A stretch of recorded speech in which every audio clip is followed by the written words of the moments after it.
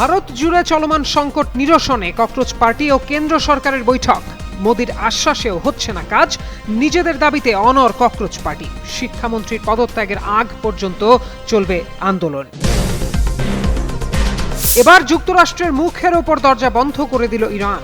ইরাকের প্রধানমন্ত্রীকে দিয়ে পাঠানো ওয়াশিংটনের যুদ্ধবিরতির প্রস্তাব প্রত্যাখ্যান করেছে তেহরান, নিউ ইয়র্ক টাইমসের প্রতিবেদন।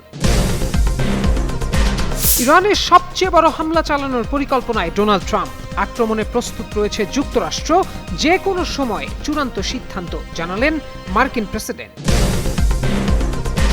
বৈশ্বিক বাণিজ্যে চাপ সৃষ্টিতে ট্রাম্পের নতুন কৌশল। 60 দেশের ওপর নতুন শুল্ক আরোপ করল যুক্তরাষ্ট্র। বাদ যায়নি মিত্রদেশ ইসরায়েল, তালিকায় আছে বাংলাদেশও।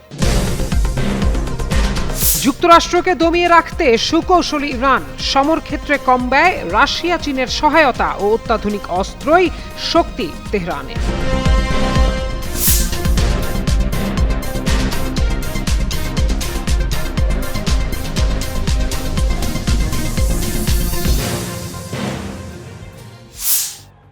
ইন্টারনেট বন্ধ, মোবাইল নেটওয়ার্ক অচল, তবুও থেমে থাকেনি যোগাযোগ। দিল্লির সাম্প্রতিক বিক্ষোভ ঘিরে এবার সামনে এসেছে এমন এক প্রযুক্তি যা নতুন করে ভাবাচ্ছে আইন শৃঙ্খলা বাহিনীকে। ভারতীয় গণমাধ্যমের তথ্য অনুযায়ী কনট প্লেস ও যন্তর মন্তরের মতো এলাকায় ইন্টারনেট ও মোবাইল নেটওয়ার্ক বন্ধ থাকলেও বিক্ষোভকারীদের মধ্যে বার্তা আদান প্রদান চলতে থাকে বিশেষ কিছু অ্যাপের মাধ্যমে। এসব অ্যাপ সেলুলার নেটওয়ার্ক বা ওয়াইফাই এর বদলে Bluetooth low energy mesh network ব্যবহার করে। এতে কাছাকাছি থাকা একাধিক স্মার্টফোন পরস্পরের সঙ্গে যুক্ত হয়ে শৃঙ্খলাকারে বার্তা পৌঁছে দিতে পারে, এমনকি ইন্টারনেট ছাড়াই। দিল্লি পুলিশের দাবি, এই প্রযুক্তির কারণে রিয়েল টাইমে যোগাযোগ পর্যবেক্ষণ করা অনেক কঠিন হয়ে পড়েছে। তাই সংশ্লিষ্ট অ্যাপগুলোর সেবা প্রদানকারীদের কাছে ব্যবহারকারীদের তথ্য চেয়ে চিঠি পাঠানোর প্রস্তুতি নেওয়া হচ্ছে। তবে এখনও কোনো নির্দিষ্ট অ্যাপের নাম আনুষ্ঠানিকভাবে প্রকাশ করা হয়নি। এর আগে 2019 সালের হংকংয়ের গণতন্ত্রপন্থী আন্দোলন সহ Nepal, Iran, Uganda, Madagascar, Taiwan ও মালয়েশিয়ার বিভিন্ন বিক্ষোভেও একই ধরনের প্রযুক্তি ব্যবহারের নজির রয়েছে। এদিকে পুরো ঘটনার পেছনে কোনো সংগঠিত নেটওয়ার্ক বা বড় ধরনের সমন্বয় ছিল কিনা তা খতিয়ে দেখছে দিল্লি পুলিশের অ্যান্টি টেরর ইউনিট। পাশাপাশি IP device record, CCTV footage এবং ফেসিয়াল রিকগনিশন প্রযুক্তি ব্যবহার করে বিক্ষোভকারীদের শনাক্তের চেষ্টা চলছে।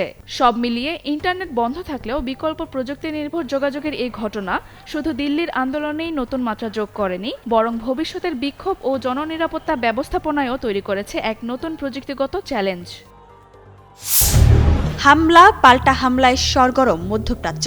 ইরানে যুক্তরাষ্ট্রের নতুন করে শুরু করা আক্রমণে বাড়ছে উত্তেজনা।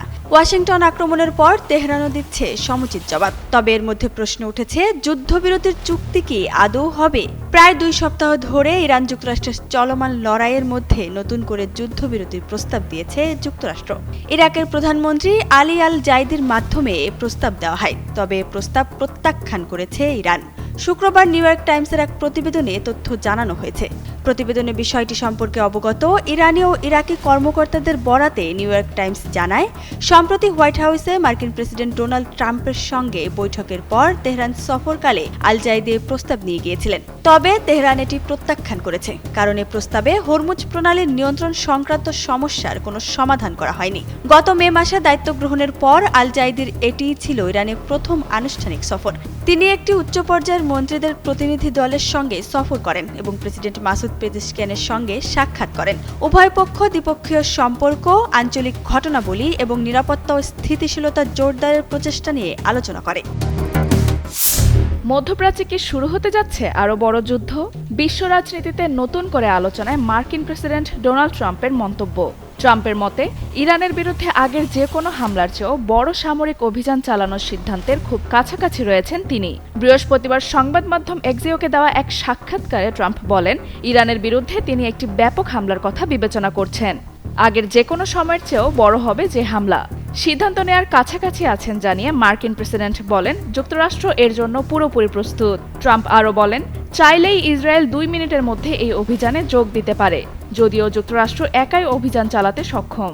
ট্রাম্পের এই মন্তব্যের কয়েক ঘন্টার মধ্যেই টানা 13তম রাতের মতো ইরানে বিমান হামলা চালায় যুক্তরাষ্ট্র।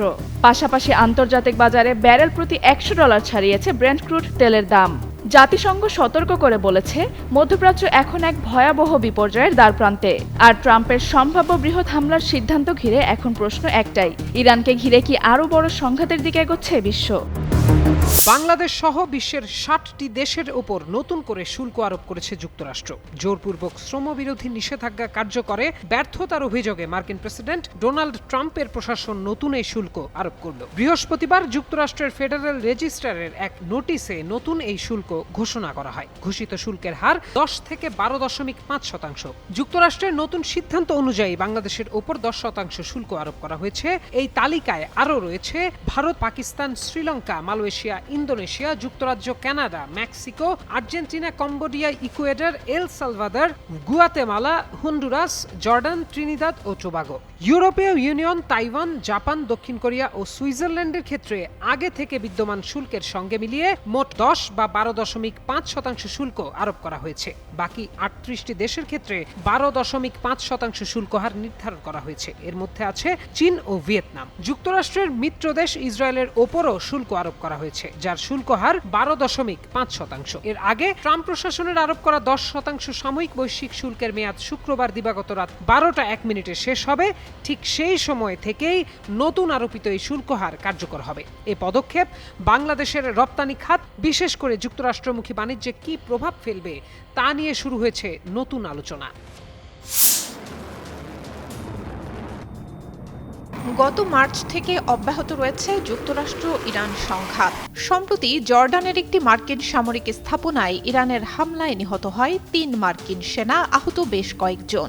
এই প্রাণহানির ঘটনাটি ওয়াশিংটনের জন্য এক অস্বস্তিকর বাস্তবতা সামনে এনেছে। তা হল যুক্তরাষ্ট্রের একের পর এক বিমান হামলার পরও একটি দীর্ঘস্থায়ী যুদ্ধ চালিয়ে যাওয়ার মতো সামরিক সক্ষমতা এখনও ধরে রেখেছে ইরান। এই নিয়ে বড় আতঙ্কের মধ্যে রয়েছে যুক্তরাষ্ট্র ও তার মিত্ররা।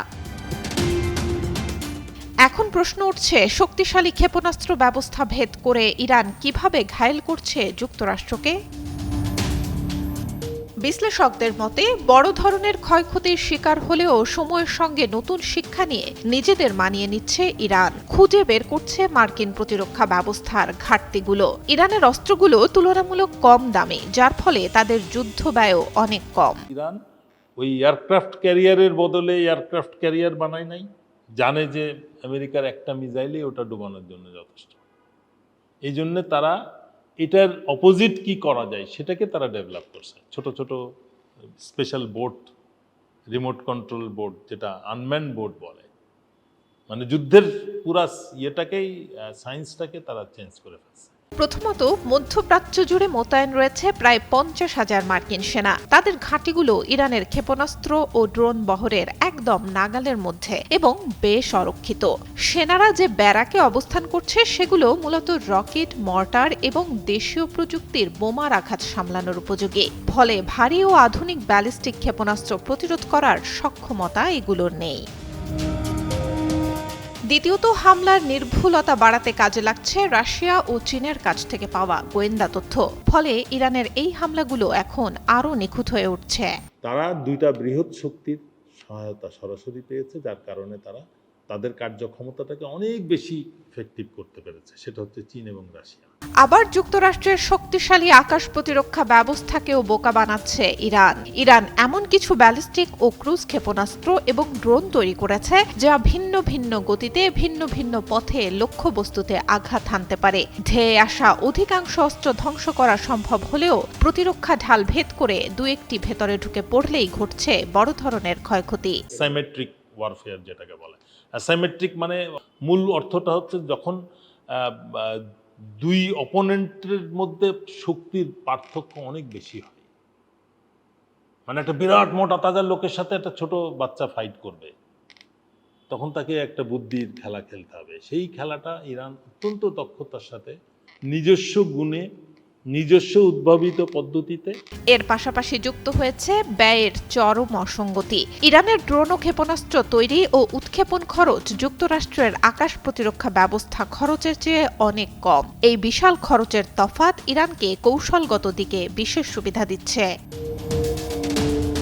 বিশ্লেষকদের ধারণা, যুক্তরাষ্ট্রকে সামরিকভাবে পরাজিত করার আর কোনো প্রয়োজন নেই ইরানের। মধ্যপ্রাচ্যের এই দেশটির জন্য মার্কিন প্রতিরক্ষা ঢাল ভেদ করে মাঝে মধ্যে কয়েকটি নিখুঁত আঘাত হানতে পারাটাই যথেষ্ট।